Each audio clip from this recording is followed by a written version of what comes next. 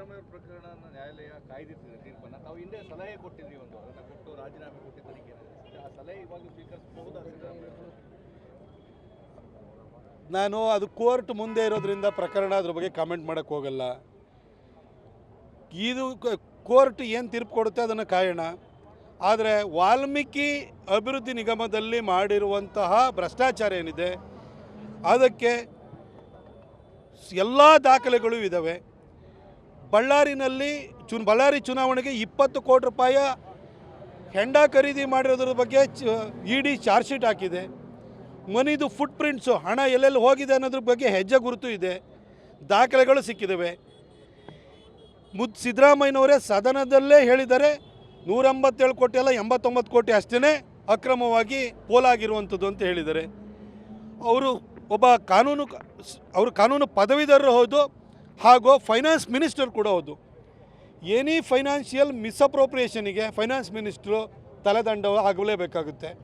Finance secretary, chief minister ಮತ್ತು chief ಸೆಕ್ರೆಟರಿಗೆ ಈಗ ಆಲ್ರೆಡಿ ನೋಟಿಸ್ ಹೋಗಿರೋದ್ರಿಂದ ಅವರು ಈ ಪ್ರಕರಣದಲ್ಲಿ 100% ಸಿಗ್ತಾರೆ. ರಾಜೀನಾಮೆ ಕೊಡುವಂತಹ ಪರಿಸ್ಥಿತಿ ಅನಿವಾರ್ಯತೆ ಅವ್ರಿಗೆ ಎದುರಾಗುತ್ತೆ.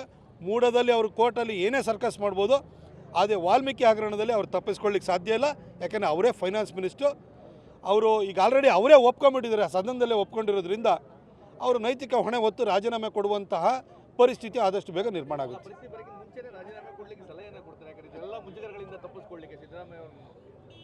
ಅವರು ನನಗಿಂತ ಭಾಳ ಅನುಭವಿ, ದೊಡ್ಡ ರಾಜಕಾರಣಿ. ನಾನೊಬ್ಬ ಚಿಕ್ಕವನಾಗಿ ಅವ್ರಿಗೆ ಹೇಳಿದೆ 14 ಸೆಟ್ ಸರೆಂಡರ್ ಮಾಡಿ ಸರ್, ಎಲ್ಲ ಸಿಕ್ಕಾಕ್ಕೊಳ್ತಾರೆ, ಇಡೀ ಪ್ರಕರಣ ಅನ್ನೋದು ತಾರ್ಕಿಕ ಅಂತ್ಯಕ್ಕೆ ಹೋಗುತ್ತೆ ಅಂತ. ಆಗ ಕೊಟ್ಟಂಥ ಒಂದು ಕಾಳಜಿಯುಕ್ತ ಸಲಹೆಯನ್ನೇ ಕೇಳಿಲ್ಲ. ಇನ್ನು ಈ ಸಲಹೆ ಕೇಳಿದ್ರೆ ಅವ್ರು ಕೇಳ್ತಾರ, ನನ್ನ ಮಾತನ್ನು ಒಪ್ತಾರ? ಅವ್ರು ದೊಡ್ಡವರು, ಅವ್ರ ವಿವೇಚನೆ ತಕ್ಕಾಗಿ ಮಾಡಲಿ, ಆದ್ರೆ ನಾವು ಕಾನೂನು ಹೋರಾಟ ಮಾಡ್ತೀವಿ. ಅದಿನ್ನೂ ಭಾಳ ಟೈಮ್ ಇದೆ, ಇರಲಿ ಟೈಮ್. ಅದಕ್ಕೆ ತಾಯಿ ಚಾಮುಂಡಿಗೆ ಅವಮಾನ ಮಾಡಲಿಕ್ಕೆ ನಾನು MP ಆಗಿರಲಿ MP ಆಗಿಲ್ದಲೇ ಇರಲಿ ನಾನು ಬಿಡಲ್ಲ. ಬೇರೆಯವ್ರದ್ದು ಯಾರು ಏನೇ ಅವ್ರ ನಿಲುವುಗಳಿರ್ಬೋದು, ಆದರೆ ತಾಯಿ ಚಾಮುಂಡೇಶ್ವರಿಗೆ ಅವಮಾನ ಮಾಡಲಿಕ್ಕೆ BJPಯ ನಾವೆಲ್ಲ ಕಾರ್ಯಕರ್ತರು ಯಾವುದೇ ಕಾರಣಕ್ಕೂ ಬಿಡಲ್ಲ. ನಾವು ಮಹಿಷ ದಸರಾ ಅವ್ರ ಮನೆಯಲ್ಲಿ ಫೋಟೋ ಇಟ್ಕೊಂಡು ಅವ್ರು ಏನು ಬೇಕಾದ್ರೂ ಮಾಡಲಿ. ನಾನು ಹೇಳಿದ್ನಲ್ಲ, ಮನೆಯಲ್ಲಿ ಫೋಟೋ ಇಟ್ಕೊಂಡು ಮೈಸೂನ್ ಥರನೇ ಮಗನ ಕೊಡಲಿ ಅಂತ ದಿನ ಕೇಳ್ಕೊಳ್ಳಿ, ನಮಗೇನು ಬೇಜಾರಿಲ್ಲ. ಆದರೆ ಬೆಟ್ಟದಲ್ಲಿ ಬಿಡಲ್ಲ.